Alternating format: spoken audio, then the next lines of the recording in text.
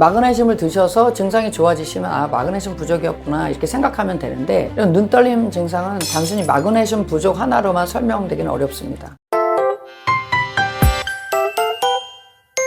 안녕하세요. 굿닥터 김태균입니다. 눈밑이 파르르 떨리는 그런 증상들이 어느 날 갑자기 나타나고 또 그것이 해결되지 않아서 불편하신 분들이 상당히 많습니다. 주변에서 대부분 얘기할 거예요. 그거 마그네슘 부족이야. 마그네슘 먹어봐. 그런데 실제 마그네슘을 복용을 해봐도 잘 낫지 않는 경우가 상당히 많습니다. 그래서 오늘은 눈밑 떨림 증상이 왜 생기는지, 그리고 어떻게 해결할 수 있는지에 대해서 좀 말씀드리겠습니다.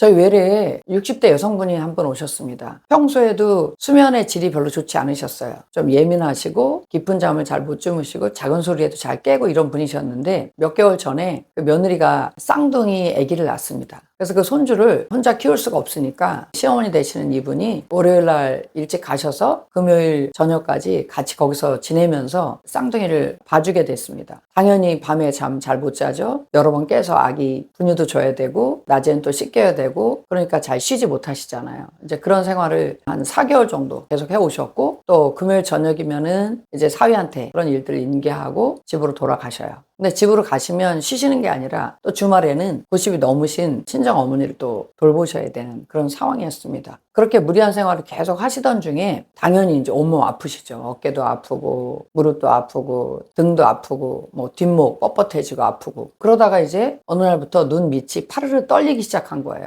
일상생활 할 수 없을 정도는 아니지만 계속 신경이 쓰일 정도로 하루 중에 계속 이제 연속적으로 일어나는 거예요. 당연히 주변에서 마그네슘 부족이니까 마그네슘 먹어보라고 해서 마그네슘을 지금 몇 달째 드시고 있고, 그래도 해결이 안 돼서 이제 한의원에 가서 침을 맞았습니다. 그런데도 해결이 안 되는 거죠. 그래서 이제 얘기를 듣고 저희 병원에 오시게 됐죠. 저희 병원에 이제 그런 케이스가 많은데 30대 직장 여성이었어요. 그 여성도 굉장히 직장에서 무리하게 일을 많이 하고 집에 와서도 많이 무리를 했는데, 그 여성도 이제 주증상이 바로 자기 눈 밑이 막 떨리는 증상으로 왔거든요. 같이 저랑 얘기를 나누는 중에도 가만히 살펴보면 계속 떨리고 있었습니다. 그 직장 여성도 마그네슘 먹어보고 한의원도 가보고 다 했지만 해결이 안 된다고 해서 이제 멀리서 오신 그런 환자였는데, 이 두 환자가 저희 병원에서 치료를 받고 이제 좋아졌습니다. 실제로 마그네슘이 부족하게 되면은 눈꺼풀 떨림이라든지 밤에 쥐가 자주 난다든지 깊은 잠을 못 자고 여기저기 근육통이 생기기도 하고요. 또 갑자기 심장이 막 뛰는 그런 부정맥 증상도 오게 됩니다. 손끝이나 발끝 이런 데가 뭐가 이렇게 기어가는 것처럼 찌릿찌릿하다는 그런 표현도 하시기도 하고요. 신경이 굉장히 예민해지고 짜증이 잘 나게 돼요. 속이 미식미식한 증상을 느끼기도 하시고, 이런 여러 가지 증상들이 사실은 이제 마그네슘 부족에서 오는 그런 증상들입니다. 근데 그렇다고 해서 이런 여러 가지 증상들이 오는 것이 꼭 마그네슘 부족 때문이다 이렇게 보기에는 어렵습니다. 왜냐하면 그게 만약에 마그네슘 부족 때문이라면 마그네슘 영양제를 드시면 2주나 한 달 정도 안에 이렇게 좋아져야 되거든요. 근데 이제 기대했던 것만큼의 효과가 없는 경우가 대부분입니다. 실제로 마그네슘을 드셔서 증상이 좋아지시면 아, 마그네슘 부족이었구나 이렇게 생각하면 되는데, 그렇지 않은 경우는 다른 원인일 수 있기 때문에 오늘 제가 그런 말씀을 드리겠습니다.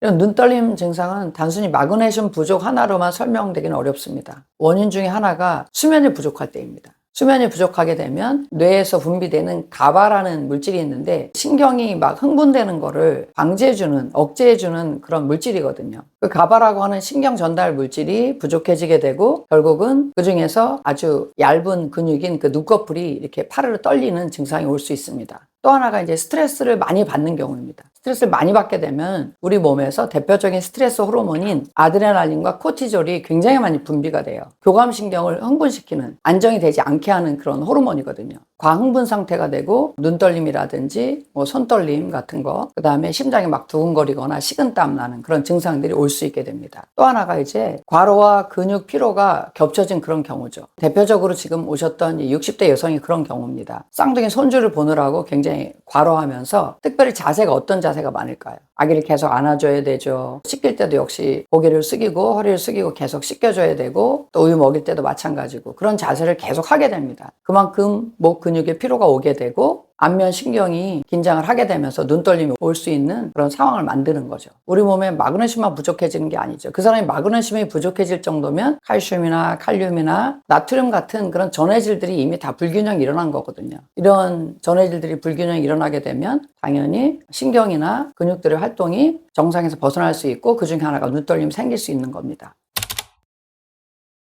지금까지 말씀드린 이런 상황들은 한 가지 공통점을 가지고 있습니다. 우리 몸에 체액을 굉장히 부족해지게 만든다는 거죠. 우리 몸의 체액 중에 특별히 간질액, 세포와 세포 사이를 연결하는 간질액을 계속 말리는 상황입니다. 잠을 못 자도 몸에 물이 마르고, 그 다음에 스트레스를 많이 받아도 몸에 물이 마르고요. 과로와 근육 피로 역시 몸에 물을 말리는 상황인 거고요. 결국은 체액이 굉장히 부족해졌다는 거예요. 이렇게 체액, 간질액이 부족해지면 결국 정상적인 기능을 할 수 없는 그런 상태가 되고 세포와 세포 사이에 신경 신호 전달이 잘 안 되는 거죠. 그래서 오는 것이 미세하게 그런 눈떨림 증상이 올 수 있는 것입니다. 충분한 체액이 있어야만 서로 신호도 전달하고 물질도 전달을 해서 기능을 충분히 잘 할 수 있는 건데 그 전달할 수 있는 통로가 거의 말라있는 상태인 거거든요. 논에 물이 전혀 없는데 거기다가 비료를 준다고 그 식물이 잘 자라진 않잖아요. 땅에 축축하게 젖은 상태에서 비료를 주거나 이렇게 할 때 효과가 나타나듯이 마그네슘이나 무슨 다른 영양소 주는 것보다 더 중요한 것이 바로 우리 몸의 환경을 바꿔주는 건데 그 환경의 첫 번째가 바로 체액, 간질액이고 간질액을 충분히 공급한 상태가 되면 우리 몸은 정상적인 기능으로 다시 회복이 된다. 이런 것을 꼭 기억하셔야 됩니다. 다만 제가 여기서 한 가지 강조하고 싶은 것은 한쪽 안면 경련이라든지 마비가 왔다든지 이런 것과는 다른 것입니다. 모든 거를 다 뭐 마그네슘 부족이나 체액 부족이나 이런 걸로 몰아가시면 안 되고요. 신경과적인 문제가 왔을 수도 있기 때문에 그럴 때는 또 신경과 의사의 도움을 받아야 됩니다.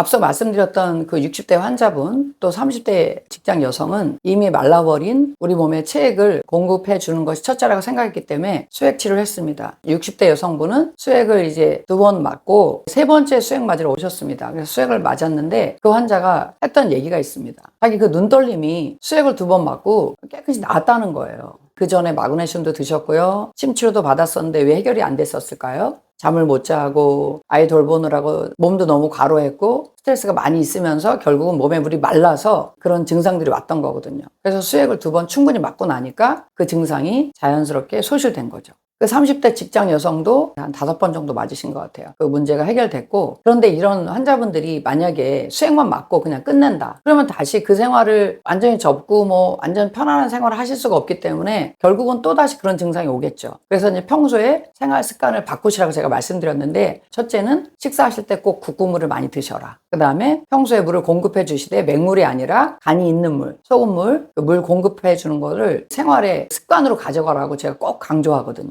왜냐하면 한번 물 확 준다고 식물이 계속 잘 자라는 게 아니듯이 한번 수액 뭐 확 준다고 해서 계속 건강한 게 아니거든요. 식물에 우리가 일주일에 한 번이면 한 번씩 물 주듯이 우리 몸에도 계속 간질액을 공급해 줘야 되는데 우리 몸에 간질액 속으로 물이 공급되려면 간이 맞는 물을 먹어야 되거든요. 그래서 이제 국국물이나 소금물을 잘 드셔라 이렇게 말씀을 드리는 거죠.